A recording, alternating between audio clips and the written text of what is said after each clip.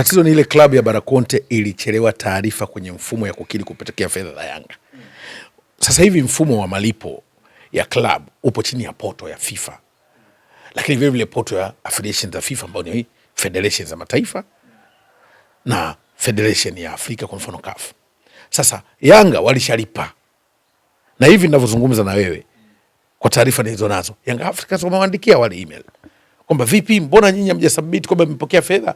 Kwa hao nao wanajibu ni kama vile ambavyo msimu unaanza Yanga ilionekana wamefungiwa kusajili, lakini baadaye tukaona wanaendelea kusajili. Kwa wakati mwingine ni taarifa kusomana ndio tatizo. Kwa tatizo la Yanga, deni la Yanga sio Yanga hawajalipa, taarifa kusomana klabu ya Barakonte dhidi ya shirikisho la mpira duniani FIFA kwamba wao kukiri wamelipwa, kwa sababu kwanza walikuwa na claim hawajalipwa. Sasa baada ya kupokea wameshindwa kuandika email kwamba sisi tumelipwa. Hiyo ndio tatizo. Nafikiri sasa hivi taarifa iliyopo ni hiyo kwamba wao wanaenda kuandika hiyo email kwa ajili ya kuclear hiyo kitu. Kwa hiyo si kwamba Yanga hawajalipa, wale ndio wamechelewesha taarifa kwamba sisi tumeshalipwa ili mclear. Unajua football, masuala ya kudaiana huku, kudaiana kuna biashara ni kitu ambacho kipo. Lakini sawa tu mdaiane katika mazingira ambayo baadaye hayaleti madhara. Kwa hivyo ile deni kwa upande wa Yanga kwa mujibu wa taarifa nilizonazo ni kwamba wao walikushalipa. Isipokuwa hawa sasa waliolipwa wameshindwa kutoa taarifa ambayo ingesomeka kwenye mfumo kwamba tumelipwa, na ushahidi ni kuuliza hapa nyumbani. Kwa mfano, madeni ya vilabu vyetu wanapolipa mchezaji wa mkataba wa kimataifa yanapitia kwenye shirikisho. Kwa wakati mwingine hata waandishi hivyo, mwandishi unawahi kumuuliza msemaji wa TFF, bwana vipi hii scenario, anajibu kuliko kukimbia tu kuanza kuipublish inaleta shida. Kwa hiyo iko hivyo, mifumo iko somana, wale wamepokea hela na kuandika na nafikiri ndo wanaandika. Hii haiwaletei picha mbaya kwa upande wa Young Africans, tunaona maana inakuwa inajiulia mara kwa mara, labda pengine kwa upande wa huko haionekani klabu ina kama vile ina nidhamu sana. Kuna tatizo la mifumo, lakini pia kuna tatizo kwa wao wenyewe pia kuchelewa kumlipa mtu. Unajua unapochelewa kumlipa mtu alafu kamlipa, baadaye taarifa zinavyochelewa ndio inaleta madhara. Si kwamba wao hawajalipa, ila walichelewa kumlipa. Sasa baada ya kumlipa pia, si ndio? Wale wameshindwa kuclear taarifa kule, bwana jamani tushapokea mzigo wetu. Kwa sababu hawa walikuwa wamefungua madai. Ndio maana inajulikana. Unajua unaweza kufungua madai kwamba mimi sijalipwa na fulani. Baadaye yale madai yasipofanywa kazi watu wanajua baada ya mjamalizana. Ndio kilichotokea. Kwa hiyo tukisema madhara wakati mwingine, kwa sababu aina ya vilabu vyetu tunajua vilabu vyao vya mapato vigumu. Na hizi timu sasa hivi zinajiendesha kwa gharama kubwa, kuleta wachezaji wa gharama sana. Tafsiri yake wakati mwingine wanajaribu kuangalia wapi pa kuelekeza nguvu. Kwa mfano, moja kitu ambacho kimepelekea Yanga pengine msimu huu kupata wakati mgumu ni kupitia sajili ngumu nyingi ambazo pia zilifanya waanze mpango mwingine kuangalia wachezaji wengine, ambao huo pia ndio imekuwa sababu ya kuona mabadiliko kama hayo. Sawa, tukiachana na hilo, jana CAF wamepanga ratiba ya michuano ya kombe la mabingwa, lakini ni kombe la shirikisho. Yanga wamepangiwa timu yake ambapo ni kutokea kule Botswana na Simba wamepangiwa kutoka Malawi. Umepokeaje hizi timu ambazo wamepangiwa na hizi timu? Kuna ugumu wa aina yoyote kwa mazingira ya hizi timu na timu zetu? Kwa mfano Yanga, ile timu waliopangia ile Gaborone wanaingia chumba cha sauna kwa Yanga. Kwenye chumba cha sauna, unajua sauna ilivyo, unaenda kupata jasho tu, kwa maana kwamba sina maana kwamba Gaborone hawezi kuwa na timu nzuri, lakini maboresho ya timu ya Yanga sasa na ukomavu na malengo yao klabu bingwa, wanapokutana na timu kama Gaborone anaenda chumba cha sauna. Kusajili wachezaji wazuri sio timu nzuri. Kinachoweza kuleta timu nzuri ni tactical discipline, lakini vile vile fighting spirit ya wachezaji, ambayo kwa sasa kwa Young Africans hatuna shaka na hilo, kwa sababu wana wachezaji ambao wana uzoefu mkubwa kwenye michuano ya kimataifa, ambao hizi ndio sajili mara kadhaa tumekuwa tukizisemea. Tunaweza kuwa wepesi kukosoa, lakini lazima tuheshimu pia aina ya wachezaji ambao wanaleta kwenye timu. Lakini unakutana katika kipindi ambacho wao wanataka kuleta tofauti kwenye michuano ya kimataifa. Wana misimu miwili hawajafanya makubwa michuano ya kimataifa, wanaishia hatua hizo za makundi. Sasa safari hii wanahitaji kufanya tofauti kidogo. Kwa hiyo ukiangalia hilo, ndio maana nikakuambia kwamba nawaona kabisa Gaborone wanaenda chumba cha sauna na Yanga, kwa sababu ya ubora ambao nadhani Young Africans wanakiona. Na ndio maana zakaona muda wote huu kikosi chao wanajifukiza. Unajua sasa hivi wanajifukiza, wako chimbo wanajifukiza, wanajifukiza kwenye blanketi, maji ya moto na mfumbazi, kwa maana kuitengeneza timu ya ushindani. Sasa kwa mazingira kama hayo, ni chumba cha sauna kwa hizo timu za matabaka ya chini kucheza na timu zetu ambazo angalau ligi ya Afrika tuko juu, na matarajio ya msimu huu wengi wameangalia jicho la kimataifa. Ni moja kitu ambacho naona wanakuja kucheza katika kipindi ambacho hizo timu ziko na ushindani sana. Wamepangiwa wao kuanzia ugenini, lakini pia tunaijua Gaborone ni timu ambayo imewasumbua sana Simba msimu uliopita kwa sababu ilikuwa na kocha Militant Pantev. Pengine sasa kwa sababu kana washaifahamu ni timu ngumu, hii wanaenda kupata faida gani ukiangalia wanaanzia ugenini? Kwanza wana coach ambaye anatoka ukanda huo wa Afrika ya Kusini na wa Botswana huko ukanda huo wa Afrika ya Kusini, lakini pia kuwa na wachezaji ambao wamecheza ligi ya Afrika ya Kusini, ukanda huo wanaujua. Lakini kinachoweza kwenda kuchochea zaidi ni kujipitia njia ambazo aliziona Simba walipata ugumu. Kwa kwanza wanaitazama mechi kwa uzito. Hilo ni jambo ambalo nalitazama kwa mtazamo mpana. Lakini pili na watazama pia muonekano wa kikosi cha Yanga msimu, wana jicho la kimataifa. Jicho la kimataifa kwa sababu hata dhamira imebadilika. Walikuwa wanasema tu ya makundi hawa. Sasa hivi wanazungumzia robo finali, nusu finali, robo finali. Maana yake wamekuja na fashion. Wanahitaji kufanya kitu katika mazingira fulani. Kwa hivyo hiyo ni kitu ambacho nakitazama. Lakini pia naangalia namna pekee tu ambao naitazama ugumu ambao nauona kwenye mechi ni nguvu hii ya Yanga sasa. Kwenye usajili waliofanya. Japo kwenye usajili kuna mambo hayo mawili. Kuna kuwa na wachezaji wazuri na sio kuwa na timu nzuri. Sasa kwa coach yoyote unampa wachezaji wazuri anataka kutengeneza timu nzuri. Na coach Mankoba ni coach mshindani sana. Ndio nikasema moja ya kitu ambacho nakiona kwao ni kutengeneza kikosi cha sauna. Jasho tu. Wewe na taulo jasho tu. Kwa hiyo unaona kabisa mechi hizo nitazama kwa ukubwa, na hilo ndio ambalo linaweza kuchochea mechi ikawa na ugumu huo kwa wale Gaborone, kwa sababu wanaanza nyumbani. Faida ni kwamba nyumbani upate matokeo, lakini utafahamu hata mechi iliyopita Yanga walicheza dhidi ya wale wa Malawi na nani yule, nakumbuka mshambuliaji mmoja alivuma sana hapa kwetu hapa, walicheza lakini uliona alipokuja nyumbani wakabadilisha chini ya kocha Folz, Roman Folz. Kwa hiyo unaweza kuona ugumu ambao upo, na ndio mechi ambayo ilimfukuza kocha Roman Folz, nafikiri nakumbuka. Kwa hiyo bado naitazama kwamba kwa safari wana kazi ya kufanya. Kazi ya kufanya. Sawa. Jana msemaji wa Young Africans Ali Shaban Kamwe alikuwa anazungumza na moja wapo ya chombo cha habari. Wamemuuliza kuhusiana na usajili, akasema bado hawajamaliza usajili na mchezaji wao ambao wataenda kumtambulisha siku ya Yanga Day yupo anafanya mazoezi na timu moja hapo hapa Tanzania. Hii ina maana gani? Young Africans bado wana surprise nyingine? Young Africans wana surprise nyingine kumsajili, kumtambulisha mchezaji. Na hili ndio litatokea siku ya Yanga Day, siku ya Mwananchi, nafikiri siku ya Jumapili. Utambulisho wa mchezaji ambaye ndo atafunga naye ukurasa. Huyu ndo anamfanya mchezaji wa mwisho. Na mchezaji yuko hapa nchini. Yuko hapa nchini. Anamtambulisha hawa. Ndo mchezaji wa mwisho kumtambulisha. Ile ahadi ya bosi anasema nitaletea mbali kwa anasumbua kwenye vichwa vyenu. Hapana. Mbona mchezaji anamtambulisha Azizi hawa. Azizi wanamtambulisha Azizi hawa. Young Africans.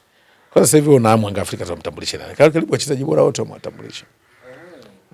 Mtambulisha. Mimi nadhani tuwe na discipline tu ya timu. Tayari. Unajua tayari ng'ombe yupo, tusubiri maziwa yakamuliwe. Yanatoka lita ngapi? Yanga washanunua ng'ombe yuko zizini. Na kashajifungua. Ndama yupo. Tutakuwa kujua tuje akikamuliwa anatoa maziwa lita ngapi. Lakini ng'ombe wamenunua. Huwezi kusema mbuzi ng'ombe. Wameshanunua ng'ombe yuko zizini. Watu wasubiri maziwa yakikamuliwa anatoa lita ngapi. Nadhani siku si nyingi. Na moja kitu walichokifanya ni kutia siri kwenye kikosi chao. Unajua wanacheza mechi za tabaka la chini. Mechi kubwa nafikiri itakuwa ndio hiyo ya Jumapili. Ambao angalau watu sasa wataona nguvu ya kikosi chao, aina wachezaji, uwezo wao hadharani. Sasa hivi wamekuwa wanafanya tambiko wale. Kimya. Kikosi cha Yanga sasa hivi kinatengenezwa kama ramli. Ramli mpaka upate matokeo, mtu kafa ndio unajua. Kinatengenezwa kama ramli au dua ya rubadili. Ikisomwa hamuielewi mpaka mtu afe. Kikosi cha Yanga sasa hivi ni kama rubadili. Mankoba uko alikojifungia. Kweli wachezaji mnaona, lakini kinaenda kama rubadili. Watu vipi bwana, watacheza vizuri na wanawachezesha gizani. Juzi walikwenda kule wakafanya mazoezi hadharani. Angalia, kata kufanya mazoezi tule, lakini hawa wanatengeneza kikosi chao kama rubadili. Dua ya rubadili. Mpaka mtu sasa aanze kukauka, wafe walioiba speaker za msikiti, ndio mnajua kumbe imefanya kazi. Ndicho ambacho nakiona, kwa sababu nilisema mara kadhaa, kwa nini inachochea kwa hivi? Kwa sababu wao wana coach mpya. Wachezaji kwake ni wapya, hata kama wa zamani nyinyi mnawajua. Kwa hivyo anahitaji kufanya game readings, ability readings, kuangalia ubora wa wachezaji, mtindo anataka kucheza na wachezaji, game mode yake, namna anavyo set team, angalie kila kitu, sababu anahitaji kujua details zote za wachezaji wake. Kwa anahitaji muda wa kufanya ile pre-season ya utulivu sana. tofauti na coach kama wa Simba ambaye wachezaji wengi anawafahamu. Yeye anaangalia namna gani anaweza kuchukua wengine akawa harmonize kwenye kikosi chake. Huyu anakuja ndio anaanza kutengeneza team build up yake koje kupitia wachezaji, nani atanifaa hapa. Kwa huyu lazima ajifukize. Na kikosi chake anatengeneza kama rubadili. Mnasubiri majibu. Na ndio maana masuala ya watu wengi wale watu ambao wana nadharia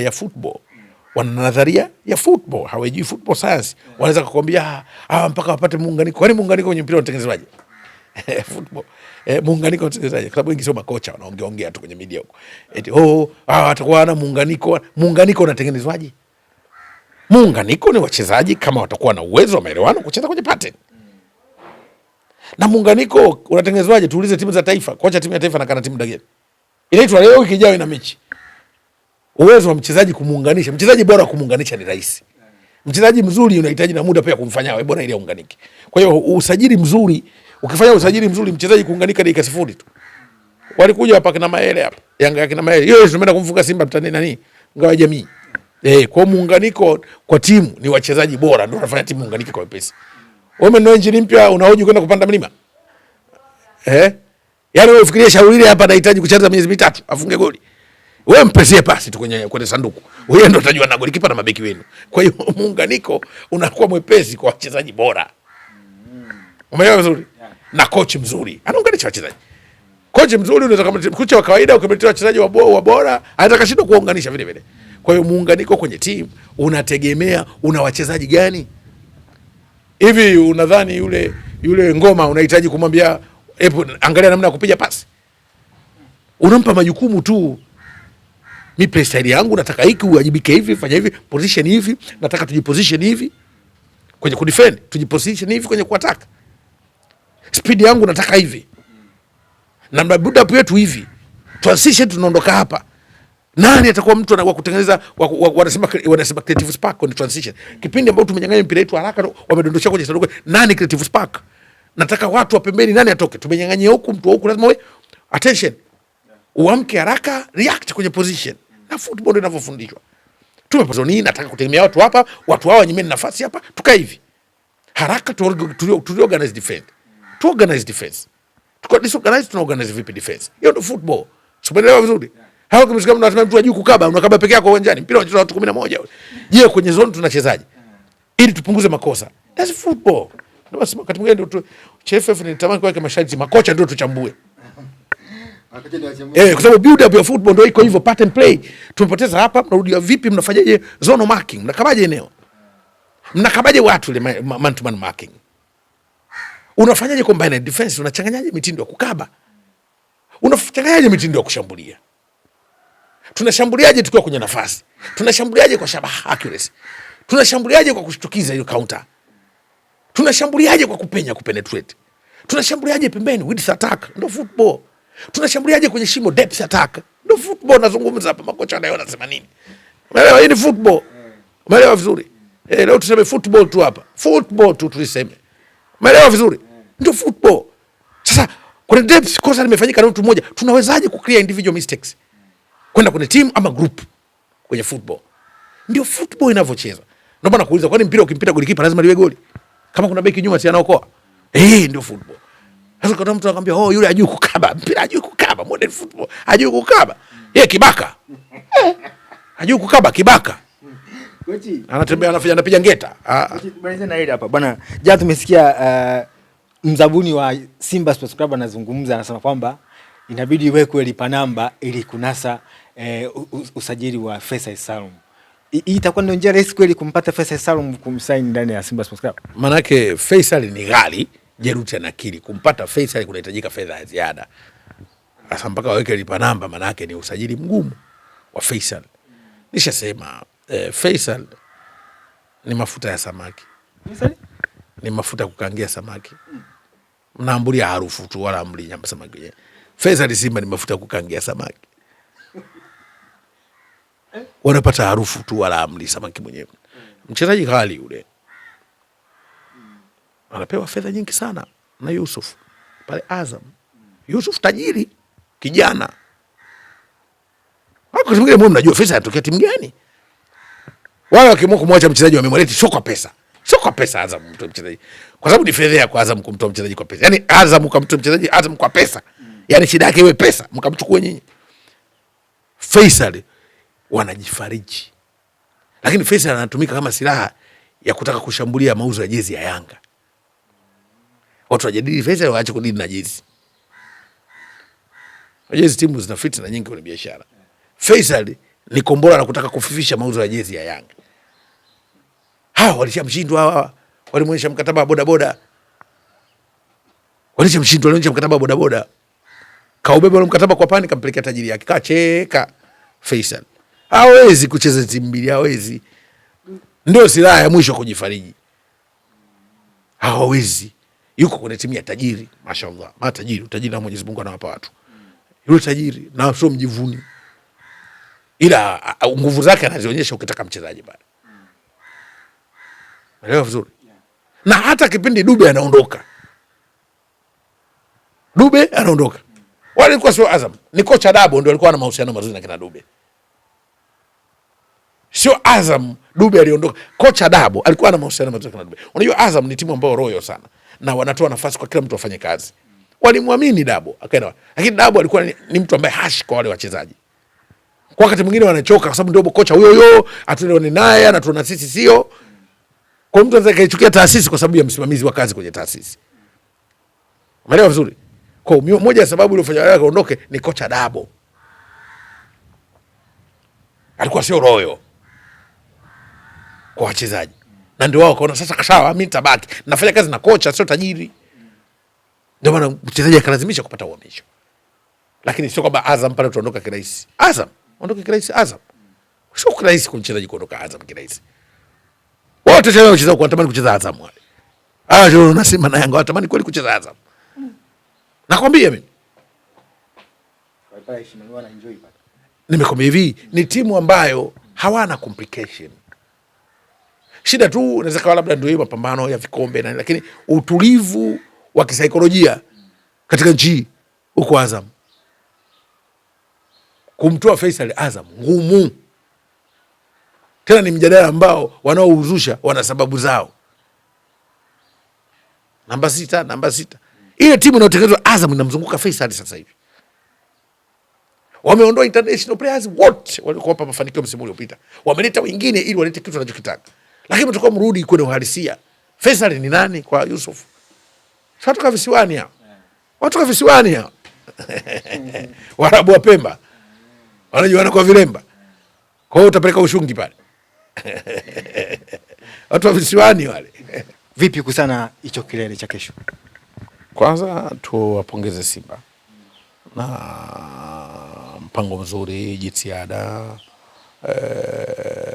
maandalizi, hamasa, mabingwa wa hamasa nchi ya Simba, mabingwa wa hamasa nchi na mpango wao wa timu msimu. Unajua ukiwatazama Simba msimu huu timu yao kama mashine ya kupukuchua mahindi.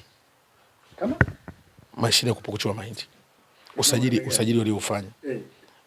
Yaani wameongeza tu kinu cha kukoboa na kusaga. Walikuwa na basi, una Anset, una Klatus, wanacheza kwa nguvu kubwa sana, na Neo Maema. Wamebadilisha kabisa rhythm ya Simba, dirisha dogo wale. Na safari wameongeza mtambo Ibrahim Dumbia. Kwa unaona muundo wa timu yao kucheza hii ni mashine ya kupukucha mtambo ule. Mtambo kupukuchua mahindi. Tusipumbazwe na sajili za Yanga mkasahau Simba wananyunyiza tu dawa ya wanasema hii ni dawa ya ukili. Unajua dawa ya ukili? Kwenye ukindu. Wananyunyiza tu. Wao timu ishatengeneza base. Sema Yanga Afrika hawana base kwenye timu kwa sababu baadhi ya wachezaji wa Yanga tukiwataja wanatoka kwenye majeraha. Sio fresh league. Kwamba wanakuja kucheza moja kwa moja, Mzizi anatoka kwenye majeraha, kwa lazima arudishe kiwango chake. Nani ule Dickson anatoka kwenye majeraha, lazima arudishe kiwango chake. Hawa wengine waliosajiliwa ndio wao watakuja wacheze. Lakini hawa ni fresh league. Maelewa vizuri. Ndio maana nikasema muundo wa timu yao ni kama mashine ya kupukuchua mahindi. Sasa hivi wameiongezea kinu cha kukoboa na kusaga. moja kitu ambacho tukisema msimu uliopita ilikuwa ni eneo la ushambuliaji la Simba. Kupata mtu anaweza kufunga magoli zaidi. Bahati nzuri wamemleta yule bwana mdogo Ibrahim Dumbia. Ni athlete kweli, ana kimo. Na nimefurahi nimemwona anafunga magoli ya kimo chake kichwa. Ile ni attention. Wake up call. Anafunga magoli ya kimo chake, anafunga magoli ya miguu. Kwenye timu inayotengeneza nafasi nyingi. Sasa yeye ni kinu cha kusaga kwenye mashine ya kupukuchua mahindi. Lazima watu wawe na tahadhari na Simba. Simba kinachowaumiza, wao wanaangalia kinashauriwa na sauki kikosi chao. Hawa wana timu. Wanachanganywa na kinashauriwa. Wana timu. Na utaniambia mimi tarehe 12. Kuna timu mle. Wameongeza wachezaji. Unajua hawa, kwa sababu watu football waangalie vizuri. Mechi ya mwisho ya Simba na Yanga Isamuyo, Simba walimalizwa, walikosa kiungo ambaye ana control pressure ya mechi. Walikuwa wanaweza wakafanya fluidity, wakashambulia vizuri, ila kiungo kwenye midfield ni nani wanaweza control pressure ya mechi? Jakuzi. Wanasema sio Jakuzi, Jokofu. Walikosa Jokofu, wameleta Ibrahim Jaba sasa hivi. Jaba yuko pale. Wameongeza ushindani kwenye nafasi na Kalitso wapo pale. Wameongeza nguvu ya vijana wakina Chilambo wapo pale. Na bado nao wanamchezaji watamtangaza pia kwenye Simba Day yao. Sasa ukiangalia hii ni mashine ya kupukuchua mahindi, huwezi kuwapuuza. Kwa sababu ukicheza nao safari ile na Yanga walikuwa tactical contained. Walibezwa kwenye game. Lakini kwa aina ya sajili zao hizi kuna kitu wanataka kukijibu. Kwamba na wao wanataka kikosi chao kiwe cha kubadilisha vitufe. Unamonyeza kitufe hiki, unamonyeza kitufe kile. Unamonyeza kitufe kile kwa hii mfumo ambao wanautengeneza. Kwa hiyo silaha yao Simba ni pace, kasi. Ndio silaha ya kocha Steve Barker. Na ndio maana unaona mchezaji wachezaji wenye nguvu na kasi na kuitengenezea utulivu timu kwenye kiungo. Sasa hapo hatuzungumzii majina ya wachezaji waliosajiliwa, tunazungumzia timu. Lazima hii timu ya kuitilia tahadhari sana. Bahati mbaya mpira wetu sisi umejaa propaganda. Maana timu zetu tunazielezea sana kuliko ufanisi. Hao wamesahau kwamba timu yao wameitengeneza vizuri. Wao wanapagawa shauri ile, wanapagawa, wametengeneza timu wao. Tena Yanga wana kitu kigumu. Yanga wana kazi kubwa ya kudisplay kuliko Simba, kwa sababu Yanga wana wachezaji wapya, wana kocha mpya. Kwa hiyo lazima tutajua play style yake, tujue utulivu wake, game reading yake ikoje.